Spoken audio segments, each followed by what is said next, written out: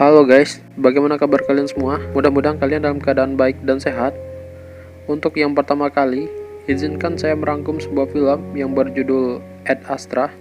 Film ini berkisah tentang seorang astronot yang melakukan perjalanan ke tepian tata surya untuk menemukan ayahnya, lalu mengungkap misteri yang akan mengancam kelangsungan hidup manusia di planet bumi. Baiklah, tanpa berlama-lama, mari kita mulai dengan intro terlebih dahulu.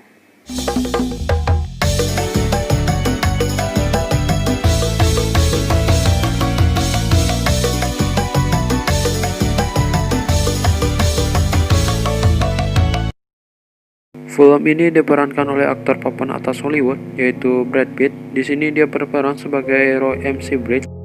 Dia merupakan seorang astronot terbaik yang dimiliki oleh Amerika.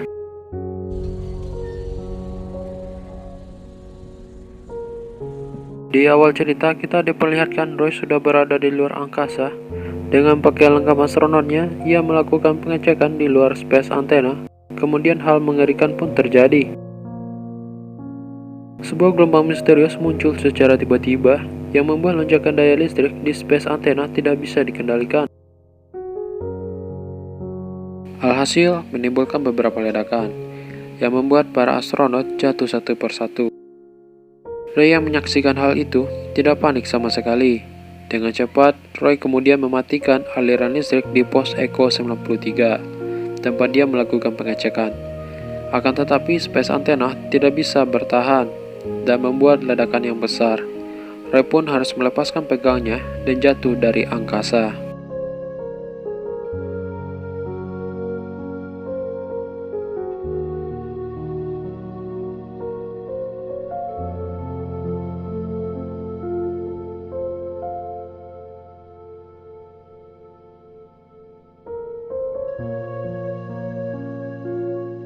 Kemudian cerita berlanjut. Roy yang selamat dari kejadian itu terlihat mempertanyakan kenapa dia tidak merasakan sesuatu seperti ketakutan atau merasa kehilangan atas kematian rekan-rekannya. Bahkan saat jatuh pun detak jantung Roy tidak lebih dari 80 bpm, yang berarti dia merasa baik-baik saja walaupun saat jatuh dari angkasa. Yang jelas Roy di sini seperti tidak memiliki emosi, dan itu menjadi kelebihannya sebagai seorang astronot.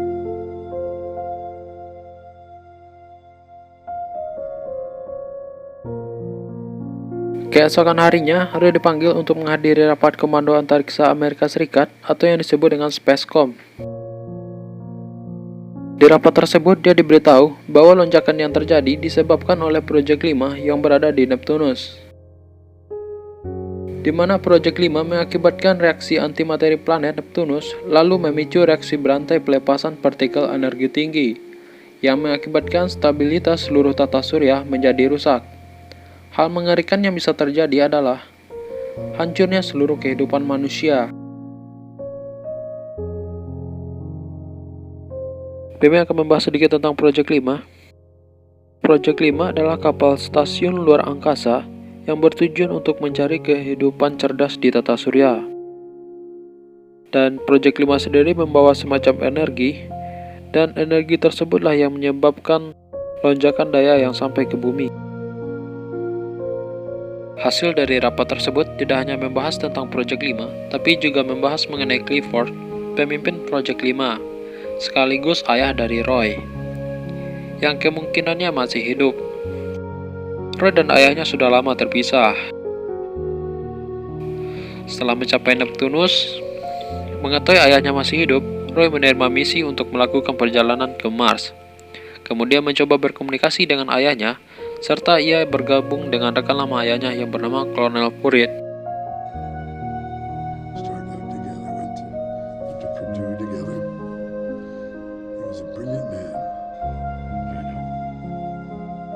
Roy dan Purrit melakukan penerbangan komersil ke bulan. Sesaat sampai di bulan, kita bisa melihat kemajuan dari peradaban manusia.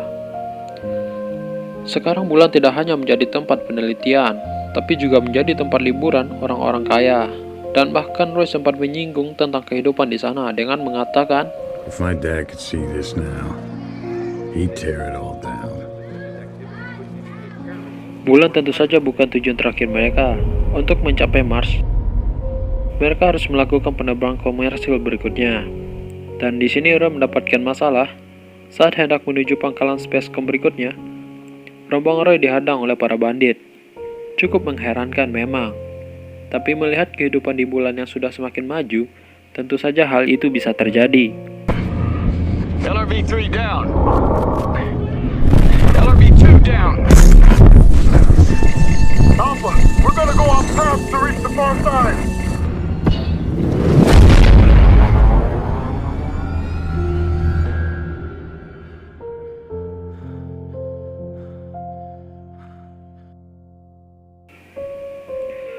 Sungguh beruntung, Roy dan Pruitt berhasil selamat setelah aksi ngedrive di bulan ala Fast Furious itu.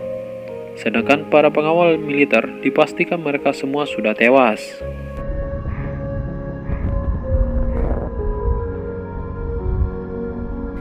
Setibanya di pangkalan Spacecom, Pruitt yang terluka tidak bisa melanjutkan misi untuk pergi ke Mars. Dia harus melakukan pengobatan intensif di pangkalan Spacecom. Roy kemudian pindah ke kapal Cepheus, kapal yang akan membawanya ke Mars. Saat dalam perjalanan, kapten kapal Cepheus menerima sebuah sinyal mara bahaya dari stasiun luar angkasa penelitian biomedis Norwegia. Karena jarak mereka yang tidak terlalu jauh, kapten kapal pun berinisiatif ingin menolong. Di sini terlihat Roy keberatan. Major, this is a mayday. Stopping it is protocol. Any supply craft can answer that call. The mission is the priority, Captain. Do you not hear what I'm saying? Major, with respect, as I say, we are obligated to stop. As you're merely a passenger, I'm not sure I comprehend your position. Of course, you are well within your rights to take command of this craft. Setelah mereka berdebat kecil, pada akhirnya Roy setuju untuk melihat kapal biomedis Norwegia tersebut.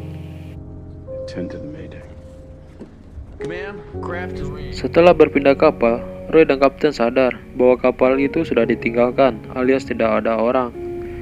Akhirnya mereka memutuskan untuk menjelajahi kapal tersebut.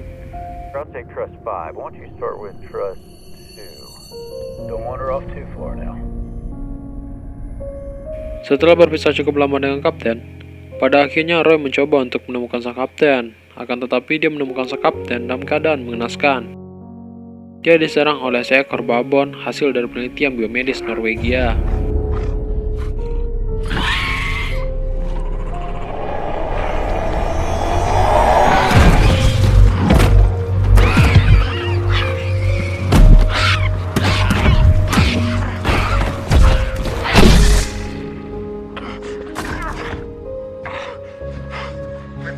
Calling for Major McBride. Calling for Captain Tanner.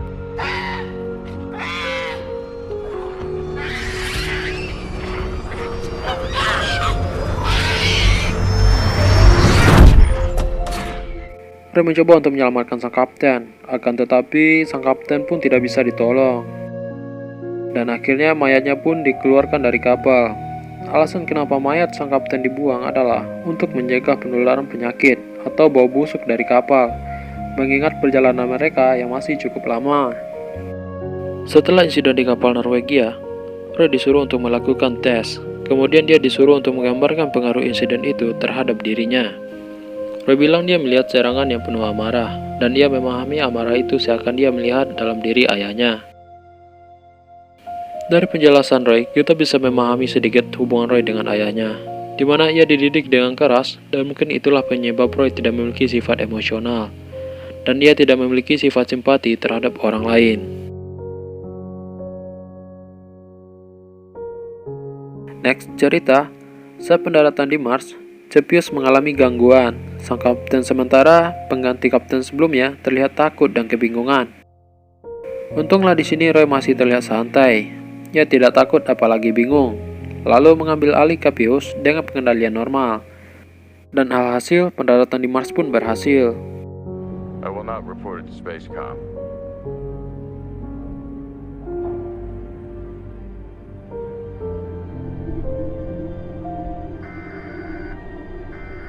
This is an emergency alert. We've experienced an external power surge. However, all underground systems... Setelah pendataan di Mars berhasil, Roy kemudian dibawa ke pangkalan Spacecom yang berada di bawah tanah, di mana ia bertemu dengan Direktur Fasilitas Helen Lantos. yang kemudian ditugaskan untuk merekam pesan suara untuk dikirim ke Project 5 dengan harapan Clifford akan membalas pesan tersebut. Dalam satu rekaman, Roy berbicara emosional kepada ayahnya, dan tiba-tiba ia dibatalkan dari misi dengan alasan hubungan pribadinya bisa menimbulkan risiko bagi dirinya sendiri dan keberhasilan misi. Dari reaksi terkejutnya tim pengamat, hingga rekaman emosionalnya, Roy berasumsi bahwa tanggapan langsung dari ayahnya telah diterima, dan Roy menuntut untuk mendengarkannya secara langsung. Made you unsuited for continued service on this mission.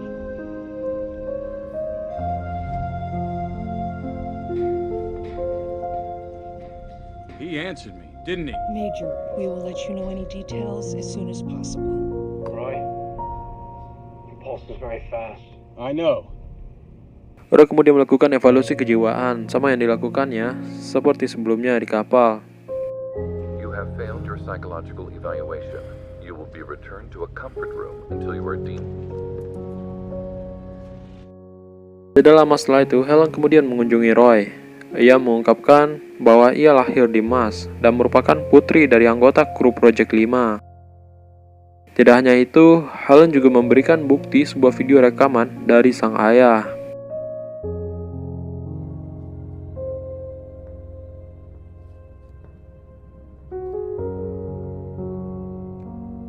I was forced to react with equal severity.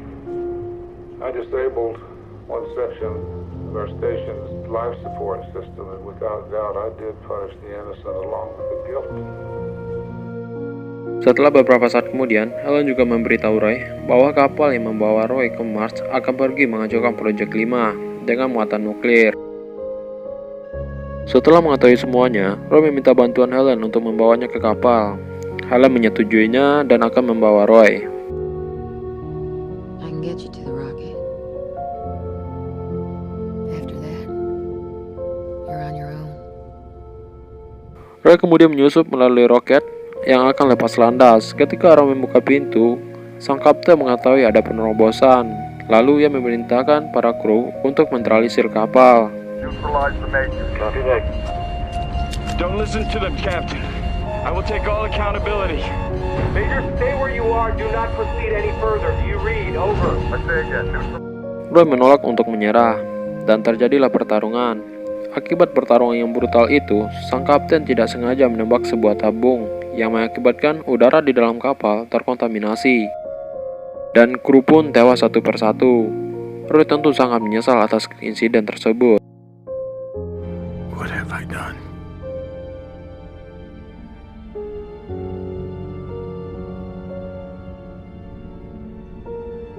We committed to the completion of the mission,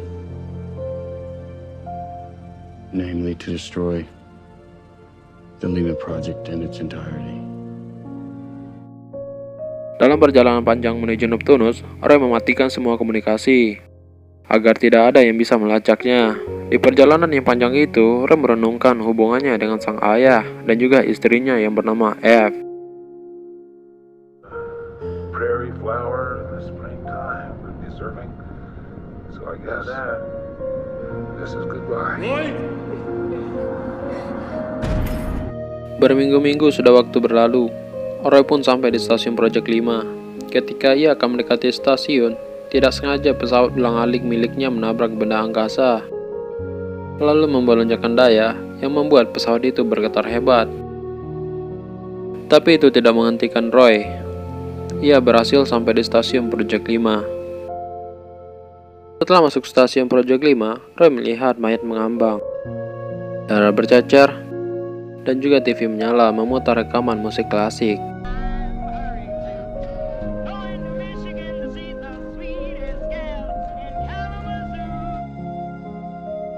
Roy menelusuri Project 5. Kemudian saat dia akan menanam muatan nuklir, Roy mendengar namanya dipanggil, dan benar saja, itu adalah ayahnya, yaitu Clifford.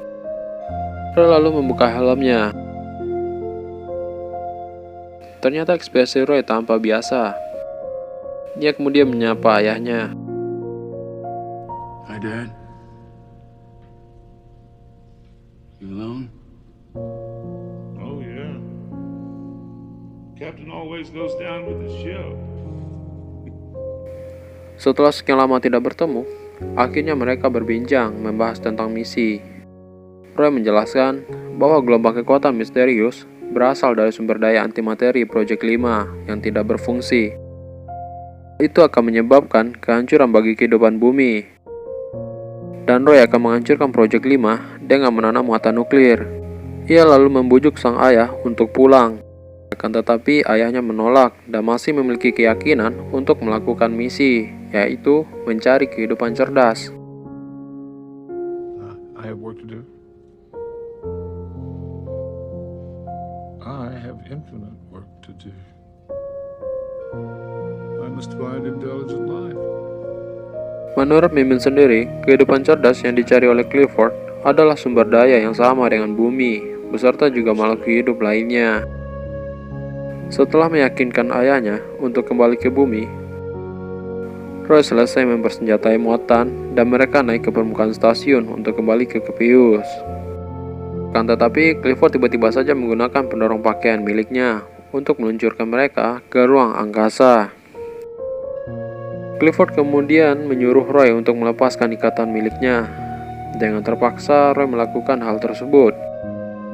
Mereka pun berpisah.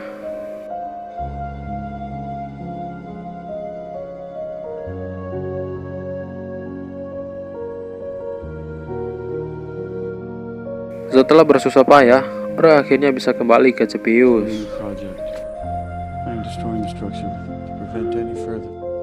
Tanpa bahan bakar yang cukup untuk kembali ke bumi, Roy mengandalkan gelombang kejut dari ledakan nuklir stasiun Project 5.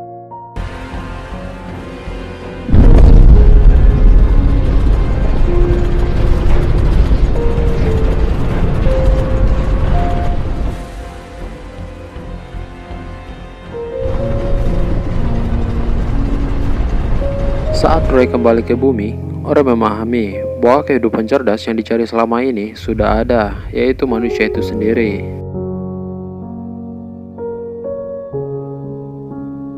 Setelah mendarat dengan aman, Roy dibantu oleh para tentara. Kemudian film pun berakhir. Segitu saja ulasan film kali ini. Buat kalian yang telah menonton, saya ucapkan terima kasih dan sampai jumpa untuk pembahasan film yang berikutnya.